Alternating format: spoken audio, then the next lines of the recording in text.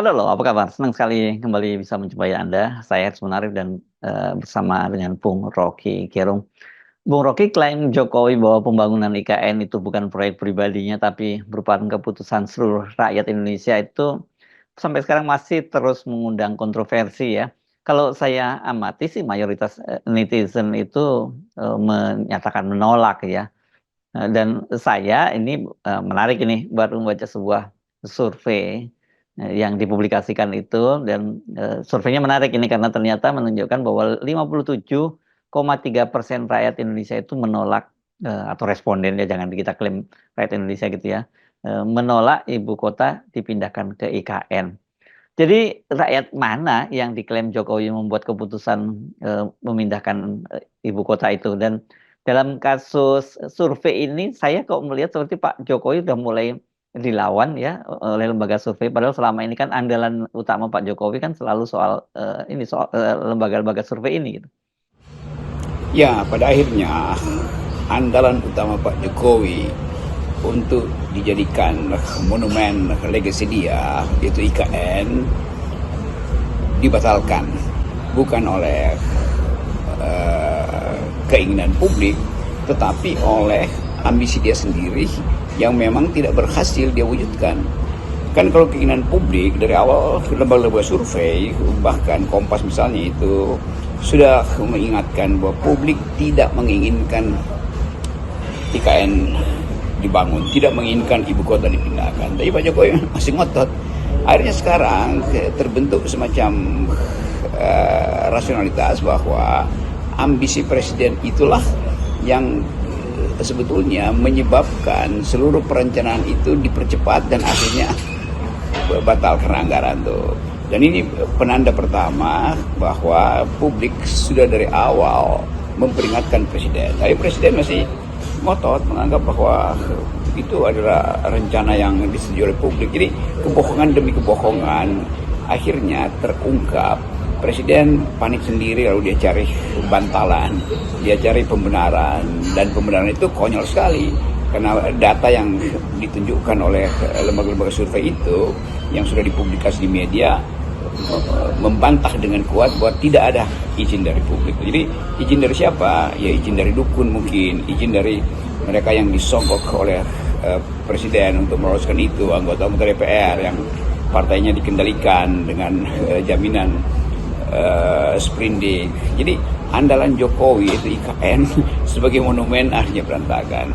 Dulu saya terangkan bahwa IKN itu akan jadi semacam menara Babel di Babilonia yang dengan penuh ambisi ingin mencapai surga, lalu dibangun bangunan yang mentereng besar-besaran, akhirnya berantakan karena dewa-dewa di langit itu tidak setuju bahwa langit mereka dikotori oleh ambisi manusia. Maka dikacaukanlah komunikasi di antara arsitek dan tukang gali fondasi, antara perencanaan dan pelaksanaannya. Jadi Babel itu dianggap sebagai lambang dari keangkuhan manusia, lalu diporak-porandakan oleh para dewa atau oleh Tuhan atau oleh alam semesta. Itu juga yang terjadi akhirnya di IKN. Itu kehendak, keinginan yang membabi buta dari Presiden Jokowi akhirnya dibatalkan oleh anggaran, dibatalkan oleh persetujuan yang dipalsukan hanya untuk memperlihatkan dukungan rakyat. Nah sekarang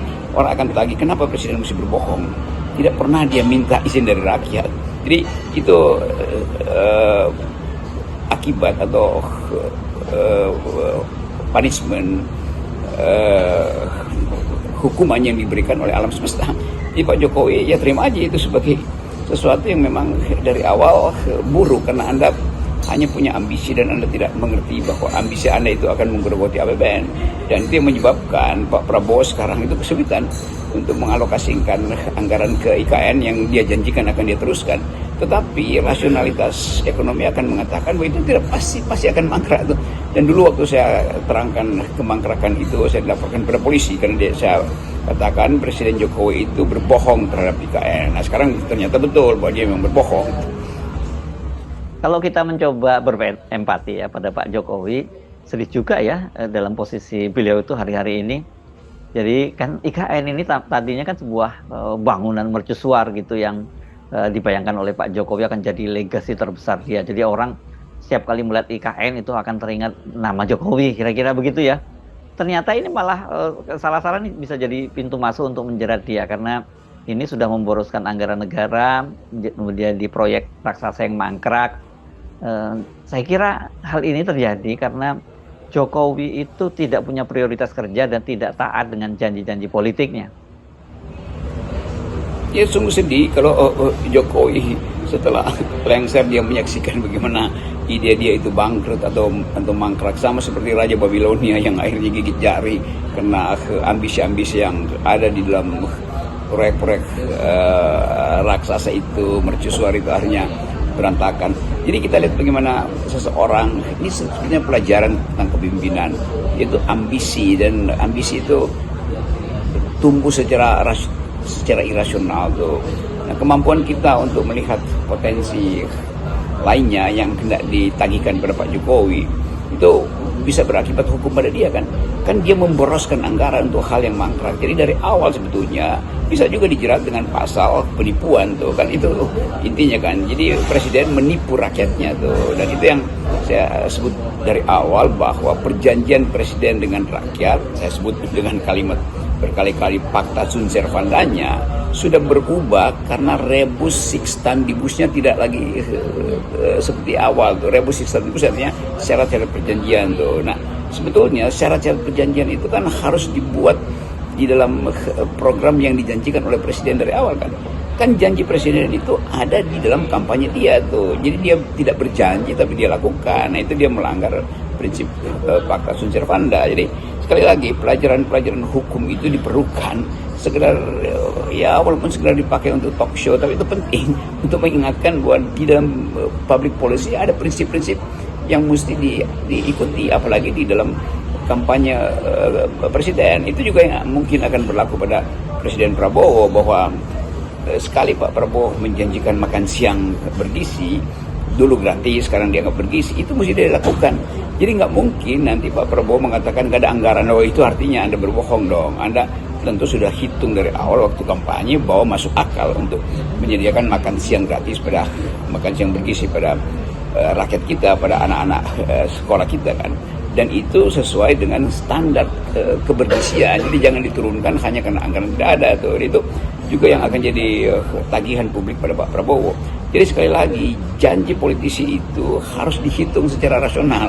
Nggak bisa asal janji seolah-olah setelah memerintah bisa memanipulasi janjinya tuh. Netizen akan ingat itu, dan peradaban politik kita juga akan menegur seseorang yang pernah berjanji di dalam kampanye tapi tidak mampu dilakukan. Kalau begitu semua orang bisa berjanji bahwa oke, nanti 2029 nanti Indonesia akan masuk surga, maka berbondong-bondong orang memilih sebuah partai yang menjanjikan Indonesia akan masuk surga. Itu absurd kan? Jadi janji politik itu harus diukur secara rasional. Saya pikir apa yang terjadi pada Pak Jokowi ini bisa jadi pelajaran berharga lah bagi Pak Prabowo, terutama berkaitan dengan janji-janji pemilu, janji ya yang harus dia prioritas untuk ditunaikan gitu ya. Sementara Jokowi kan janji-janji kampanyenya itu nggak dipenuhi, tapi yang nggak dijanjikan, yakni IKN malah dia prioritaskan. Ya, menjelang pelantikan Presiden Prabowo, dan mungkin setelah 2 hari pelantikan dia akan umumkan komposisi kabinetnya, kita akan ingatkan lagi bahwa kabinet itu dibuat untuk menjalankan janji Presiden Prabowo pada rakyat ketika kampanye. Daftarnya apa aja tuh? Tentang ketahanan pangan, oke, tentang pendidikan gratis, kita ingatkan lagi itu. Jadi semua hal yang pernah dijanjikan itu mesti diwujudkan. Bahwa ada kesulitan ekonomi, ya, ada hutang yang mesti dibayar, ada daya beli yang merosot, ada keterbatasan APBN dalam singkatnya begitu. Tetapi janji itu mesti dipenuhi. Jadi jangan karena alasan ketidakmampuan APBN lo janjinya dibatalkan kan. Artinya prioritas mesti diberikan pada pangan, pada pendidikan, sebelum itu dibagi pada yang lain. Tentu akan ada trade off, dan trade off itu bisa menjengkelkan. Misalnya pemerintah daerah sekarang menunggu dana dari pusat, dan sudah ditegaskan bahwa dana itu maksimal 1.000 triliun misalnya tuh, dengan kata lain bahwa apa yang harus secara mandatori dikeluarkan dari APBN, oke, mungkin bisa dikecilkan sekian persen, tetapi yang dijanjikan pada saat pemilu itu mesti dipenuhi itu. Jadi Pak Prabowo juga terikat pada janji soal human rights, harus dipastikan tuh, soal pemerintahan yang bersih, yang Prabowo sendiri di akhir-akhir ini mengucapkan kalau saya ada di jalan yang tidak benar, tinggalkan saya. Jadi semua hal yang masuk akal itu harus ditagi dengan prinsip bahwa yang Anda janjikan itu yang harus Anda prioritaskan. Jangan seperti Pak Jokowi, dia nggak janjikan IKN, tiba-tiba dia prioritaskan bangkrut negeri ini. Kan di situ ada agreement yang walaupun tacit agreement, perjanjian diam-diam, tapi itu kan perjanjian. Jadi tetap Pak Jokowi akan ditagih. Kenapa Anda berjanji Anda tidak lakukan? Kenapa yang Anda tidak janjikan Anda lakukan? Itu namanya penipuan. Dan kita mesti belajar untuk menghukum orang yang menipu. Dan itu juga pelajaran tentu diketahui dengan baik oleh Pak Prabowo untuk dia hindari itu. Jadi APBN harusnya dilakukan secara prudent, dengan prinsip kehati-hatian pasti, dengan austerity itu penghematan pasti itu, tetapi di dalam keterbatasan ruang fiskal tetap hal-hal yang menyangkut keadilan sosial, kemanusiaan yang adil dan beradab mesti dijadikan target pembangunan. Jadi untuk Pak Prabowo mesti menghindari target-target yang mewah itu, nerusin IKN atau membangun jalan tol lagi yang sebetulnya secara keekonomian itu tidak seharusnya dilakukan sekarang. Nah itu sebetulnya peran PR dan peran para kritisi untuk mengingatkan pada Presiden Prabowo menjelang pembentukan kabinet. Dengan kondisi APBN yang cekak, Pak Prabowo harus punya prioritas. Apa program kerjanya yang harus diutamakan sesuai dengan janji-janji kampanyenya. Tapi dengan postur anggaran yang sekarang ini ya, yang cekak begitu ya, saya kira memang tidak mudah untuk membuat prioritas kerja itu, mengingat banyaknya juga kepentingan partai politik yang diakomodasi di kabinet ya. Saya sendiri beranggapan bahwa Kabinet Prabowo fokus dulu pada apa yang diperintahkan oleh konstitusi, yaitu cerdaskan kehidupan bangsa. Artinya tidak boleh ada stunting, karena kecerdasan itu dimulai dari rahim perempuan tuh. Maka intervensi kebijakan harus nyampe pada rahim perempuan, yaitu nutrisi terutama tuh, yaitu pemeliharaan kesehatan pasca melahirkan. Kan semua itu yang menjadi ukuran keunggulan SDM kita ke depan kan. Yang kedua adalah kesetaraan di dalam akses pada ekonomi. Itu berarti bisnis mikro itu mesti ditumbuhkan dan dirawat. Koperasi harus jadi fondasi perekonomian kita.